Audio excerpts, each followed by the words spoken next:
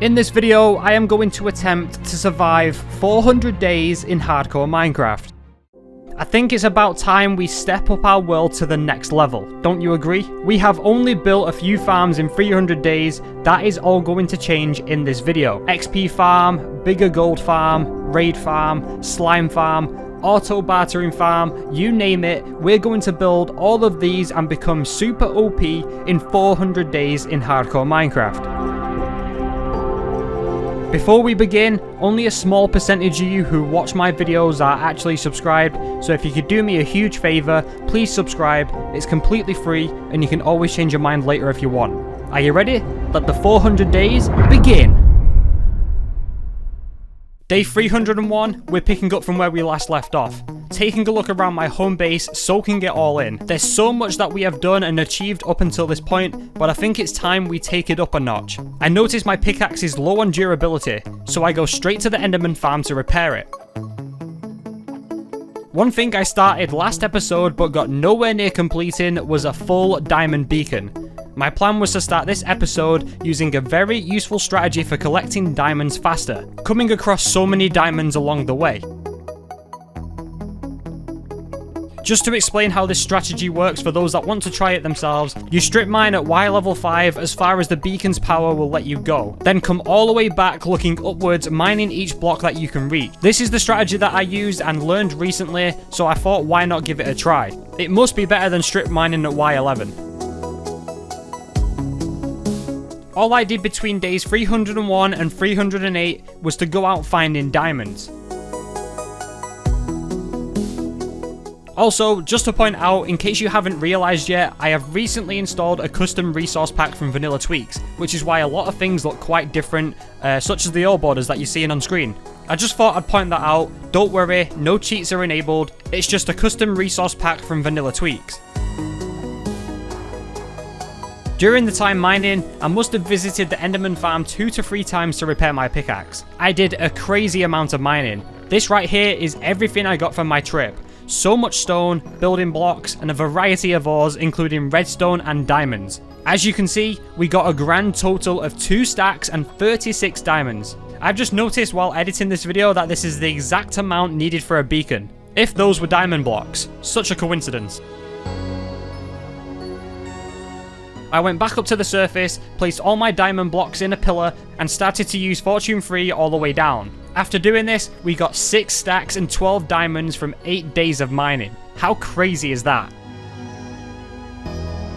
We should manage to achieve a diamond beacon in no time at all with this method. I crafted all of these into diamond blocks and we managed to get 44 of them. That's crazy numbers for the amount of mining that we did, and I'm very happy how many we've got. The next day, I go into the Nether to fast travel to the mesa biome we found. I wanted to mine some terracotta for a future project I had in mind. I needed to get plain terracotta so that I could dye it any colour that I wanted. So I spent the rest of day 309 doing just that.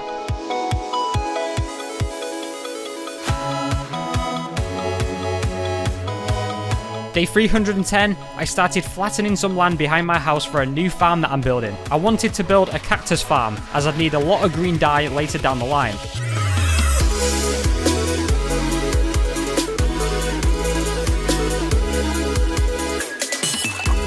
I think building this farm is a perfect start to our 400 days journey. I'm pretty happy with how this turned out, and my building skills and attention to detail are definitely improving. It's now day 313. One thing I really wanted more in this world is more shulker shells, so I fly straight to the end to explore the outer islands in hopes of finding more end cities that I haven't been to yet. I come across my first end city. This one had an end ship which I was excited about. I might be able to create an elytra display room at some time down the line, and maybe display a load of dragon heads too. I grabbed the first elytra from the ship and loot the chest. One of them even had 6 diamonds in it. The end city wasn't really that big. I took down all the shulkers that I could find and continued my adventure to find more end cities. After flying around for a while, I come across one of the biggest end cities that I have ever seen. Another end ship too. We all know what this means, don't we? We're getting another elytra and a dragon head to add to my collection. After taking down the shulker and grabbing the elytra, I opened the chest to find 9 more diamonds awaiting me. I could not believe it. I didn't even think you could find 6 of these in a chest, never mind 9. My inventory was getting pretty full, so I had to temporarily use the space that I had in my ender chest boxes. Now it's time to move on to the next end city. Due to the high render distance, I spotted another in the distance. Unfortunately, this one didn't have a ship and it wasn't really that big, so I took what I could from here, including all of the shulker shells, and continued exploring. The next end city that we come across didn't have an end ship either, but it was a decent sized end city, so I knew this would be the last time I would raid one for now. I break into one of the rooms where the chest was located, took down all the shulkers in this part of the end city, and then I went into what could be classed as one of the deadliest rooms of them all, the tower full of shulkers. I was able to take them out one by one, blocking every shot that I could. When I got up to the top, I collected the loot from the chests, which were pretty good, and decided to head home. Everything in this chest right here is everything we got from the end cities. So much loot, 3 elytras, a stack and 21 shulker shells, which is more than enough for now. We also got a bunch of diamond gear. Speaking of diamonds, a new diamond strategy has been discovered relating to the swamps and clay patches on the chunk borders. I will leave a video in the description talking about this in more detail if you'd like to try it out for yourself. So I decided to give this method a try and see if it works. And long behold, it actually does. My seed is one of them that it works on. I did this for quite a while. On day 317, when mining down, I found diamonds while breaking out into a cave full of lava, where I spotted some more diamonds and slime up ahead. I decided to explore the cave to see if I could find any more when I got completely ambushed by a skeleton, while being shot by another one with an enchanted bow above me. This got quite worrying as it was dealing a lot of damage. Luckily, I was able to block myself with 3.5 hearts left to spare. After taking out the skeleton, it was time to head back home. As soon as I got there, I turned all of the diamonds that I had mined into blocks. I was able to get 35 diamond blocks in 2 days of mining with this method. When you think that I got 44 blocks using the diamond beacon method in the first 8 days of this video, the swamp mining method is much more superior to this. It's now day 320. It's now time to get started on my next project. Back in the nether, mining for as many magma blocks as I possibly can. My next build is going to be a gold farm. Yes, I'm building another one, but this one is going to give me tons of XP as well. I went back to my enderman farm to repair my tools and armor. This could be potentially the last time I visit my enderman farm, unless I need a lot of ender pearls. As soon as this gold farm is complete, we will have a very efficient source of XP. Something that I've been needing to do for ages was to be breaking bedrock. The only way that I have access to the roof currently was through a portal. I needed a way to get back down underneath the nether, so I built a small contraption and broke the first piece of bedrock. Oops, wrong block. I then had to double check which one of these it was, and next time that I tried, I broke the right piece of bedrock. The thing is though, this looks a little bit odd, so I decided to make it look even and break the piece to the right of it too. Then I decided to decorate it with pistons. There we go, problem solved. And now it's time to build my new gold farm.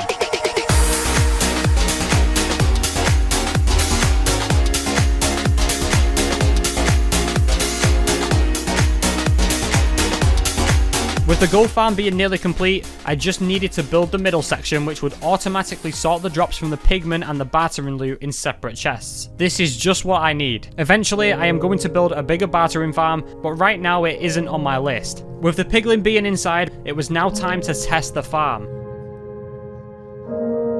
We had a bit of a problem though. We was losing all of our minecarts from the farm and the pigmen weren't pathfinding properly. After fixing the problem, I gave it another try to see if it works properly. And it did. To some extent. I can always improve this at a later date. Now back home, I decided to check on how my cactus farm was doing.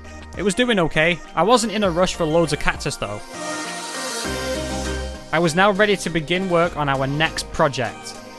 But I had no observers. I went straight into the nether to get some quartz so I could craft what I needed. After double checking that I had everything ready, it was now time to get started on building a raid farm.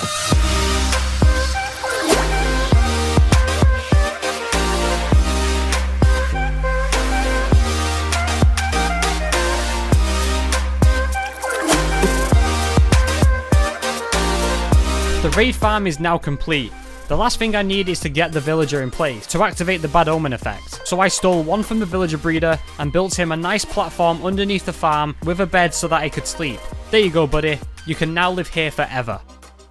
Now it was time to get the bad omen effect and try this farm out for the very first time. So I headed out to the pillager outpost and try and get the effect. I couldn't find a captain anywhere, no matter how many pillagers I took out. Eventually, one had spawned. I felt like we spent about half an hour trying to get this one, but it was only 10 minutes or so. It felt like it took forever.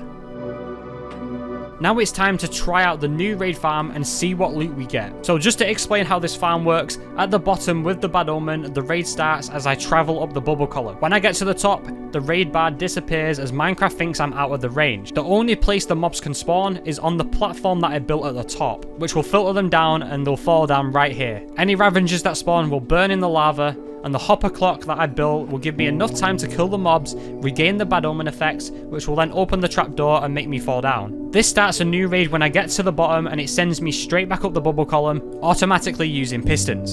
And then the process just repeats. Or so I thought. The bad omen didn't activate as the villager didn't sleep.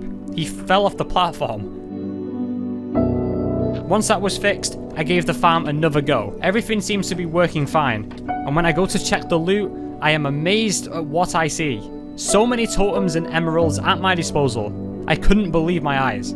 I know that I'm going to need to make an automatic sorting system for this in the future. With the raid farm being fully complete, it was now time to start on my next farm. But I would need quite a few things to build it. Do you remember when I tried getting a trident in one of my earlier episodes? Well, this is about to change. We are getting ready to build a drowned farm and link it up to the nether.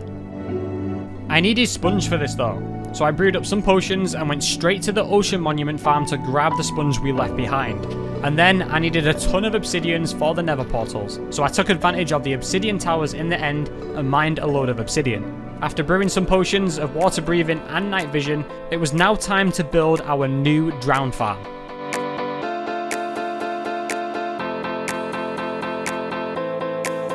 After building the AFK spot, I needed to travel to the nether and build the killing chamber for the drowned, so I could use my looting effect, which only consisted of hoppers, trapdoors, and a double chest.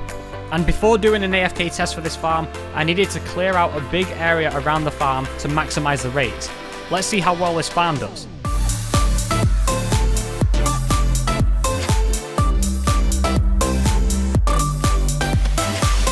It was now time to see how many drowned we got, so I hopped straight into the nether portal, and when I get through, I get immediately ambushed by all the drowned waiting for me in the nether.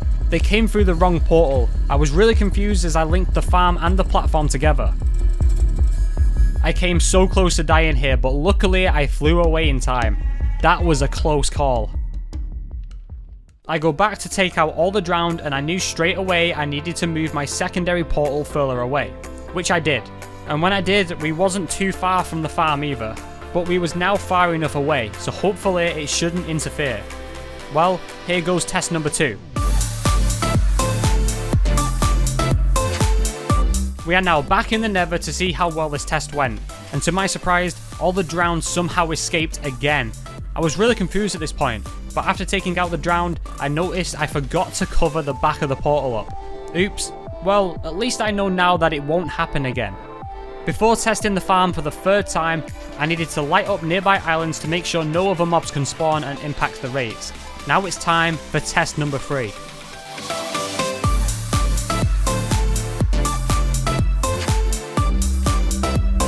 I AFK'd for a good few days to make sure that I could test this out properly. And this time, all the drowned were captured and awaiting my arrival. I was almost certain that I was going to get a trident finally. Or that's what I thought. After killing the drowned and checking the chest, I was really disappointed that I didn't get the trident. Well, there's always next time.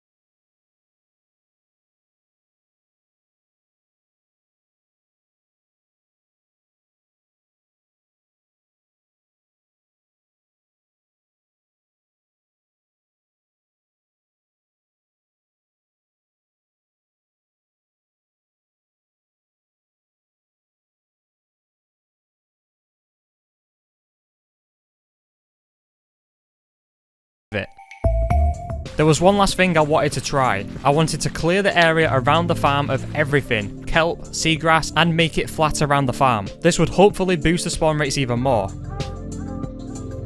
With that being fully complete, I sacrificed 3 more days in hopes of getting that trident that I desperately wanted. Here we go again, taking out all the drowned in the farm. Surely this is the moment that I've been waiting for. It's time to see if we got one. And nope, we didn't. Could you believe it? I'm completely done trying to get this trident for now. I'll eventually get one, but right now clearly it isn't the time.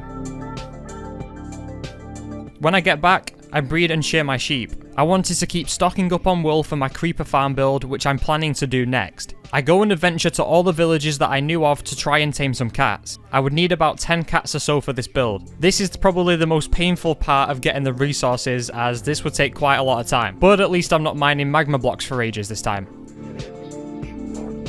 I travelled to 3 villages in total, and I brought enough cats home to breed them.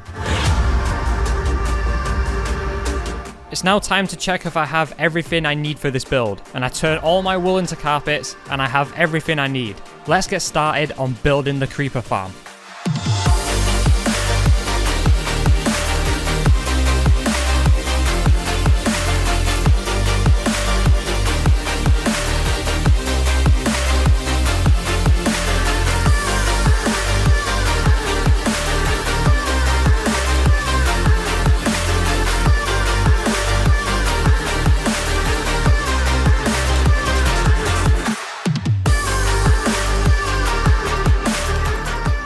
The creeper farm is nearly complete. First of all, I would like to apologise that you didn't get to see the first part of the time-lapse. When I started this build, we actually had a power cut, so my time-lapse and OBS footage corrupted at this time. The world somehow still saved. It probably cut me back about 2 layers, which is no big deal. But yeah, I'm just throwing that out there. I also need more obsidian for this creeper farm. I literally need loads, so I spent a while mining obsidian. Now it's time to get the portals in place at the bottom. This is where the creepers will end up, in the nether. This will make the farm much more efficient by not taking up the mob cap, which will then get me more gunpowder for rockets and TNT. The rest of day 376 and 377, I spent building the spawning platform in the nether, linking up the portal, and finishing the farm. It's now time to build the AFK platform. This is what's going to allow me to have good rates by only having the farm loaded so no other mobs can spawn. I know how good this farm can be, so I did a quick 5-minute test. When I went into the nether, yeah, I was really disappointed as to why we didn't have many creepers. Next AFK session, same result. And the one after that, even worse. I lowered the AFK platform after I realised I had built it too high and tested the farm again.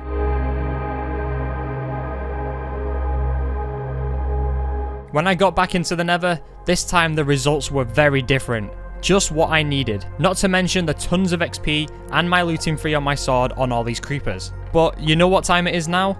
It's time to AFK again, but this time at my drown farm.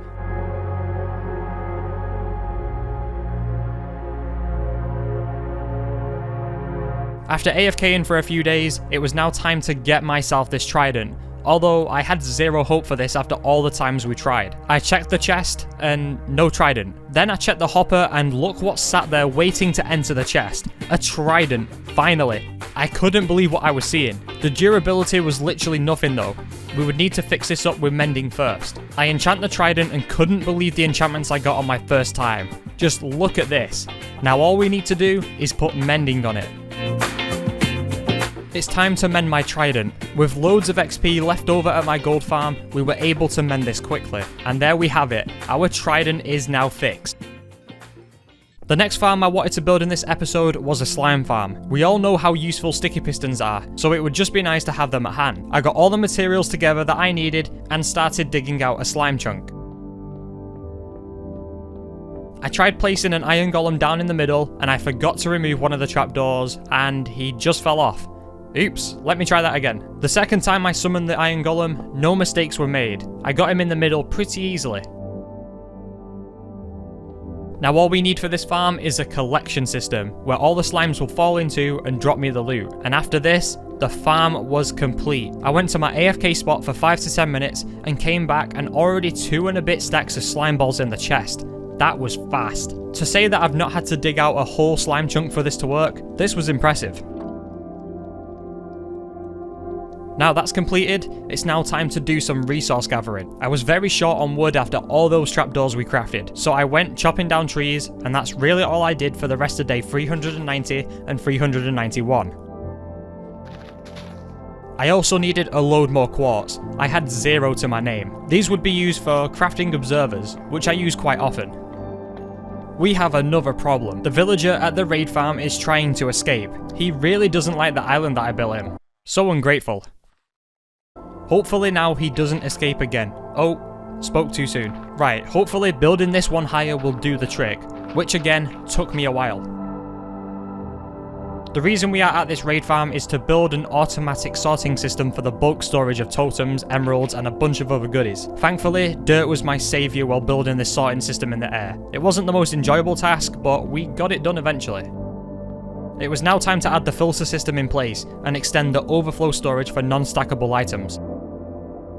Now that's complete, it's time to trade all my rotten flesh with the villagers. Thank you to a lot of you in the comments, I now know how to fast trade with villagers. I knew it was possible because I saw it in another video, but I just didn't know how. I'm going to need a lot of name tags, but they're quite expensive at the minute. Surely me curing 2 librarians will do the trick.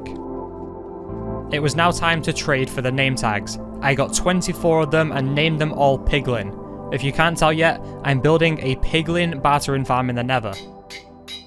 I make a spawning platform and place glass every 2 blocks to stop the hoglins from spawning. Then I build a chamber where the piglins will live and spend ages luring them in with gold ingots, renaming each one as they fall in. With this bartering farm, I'm going to need an auto sorting system for all the drops that I'll get. So I began laying down all the hoppers and all the chests that I would need, and then place the redstone needed for the sorting system to work.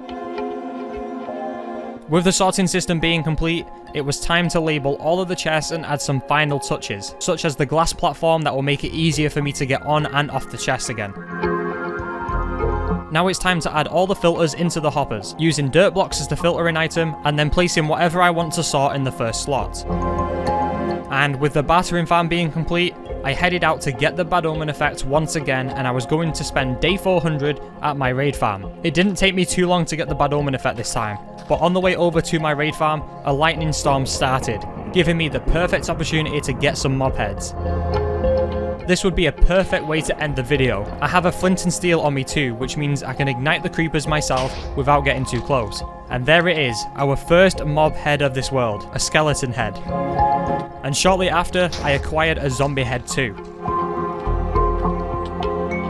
The last mob head that I needed was a creeper head. I managed to get 2 charged creepers. I ignite the first one, and within a matter of seconds, the final mob head that I wanted was dropped.